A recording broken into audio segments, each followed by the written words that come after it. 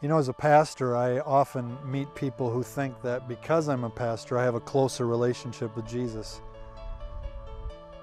That I somehow, because I have the title pastor, have a more direct line to God, and that He listens to me more intently, or that God shows up when I show up. Recently, I was in Houston, Texas for a church planters conference, checking into my hotel. And the gentleman behind the desk that was helping me get my keys to my room knew I was there for a church planters conference, and we were making small talk, literally talking about the weather. And he was telling me how dry it was in Houston, how long it had been since it had rained, and it was so hot. So he asked me, he said, you're pretty tight with the man upstairs. Could you say a prayer for us so we could get some rain?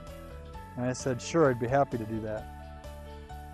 The next day, it rained all day long. I got back after the conference, and the guy at the counter was really eager to see me. He goes, thanks, man. And I was thinking, yeah, I'm really glad that I showed up to Houston so they could get some rain. How silly is that? To believe that somehow the professional, the one with pastor in front of his name, has a more direct access to God than the average person. I've had people ask me to share Jesus with a neighbor because I'm a pastor.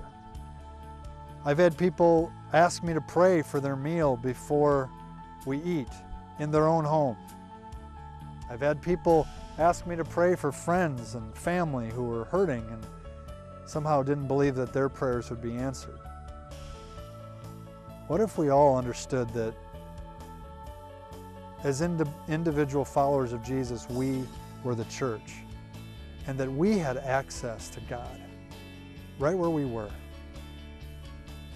In Acts chapter 10, Peter says to this Roman centurion Cornelius, he says to him, now I understand and I see clearly that God has no favorites.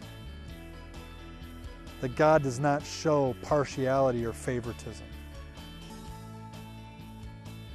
So today I want to invite you to embrace the reality, to receive the truth that you are the church. And as we talk about this one church idea, that you would come to understand that you, because of your connection with Jesus, have direct access to Him for everything. That you have a legitimate connection with the man upstairs, the one who created everything, the creator of the universe. How will you respond to that truth today?